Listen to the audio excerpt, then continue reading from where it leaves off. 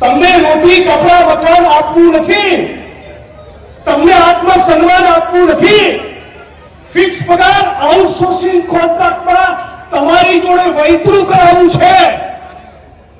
ઘોડા ઉપર ચડવા દેવા નથી દલિતોને, ફક્ત મુસલમાન હોવાના કારણે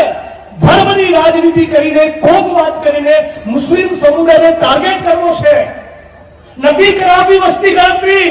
ઓબીસી સમાજવાદી સરકારને આ તમારા તમામ પ્રશ્નો ઉપર બુલડોઝર ફેરવવા માટે આ વોટ ચોરી કરી છે, એની સામે તમારે લડવું પડશે।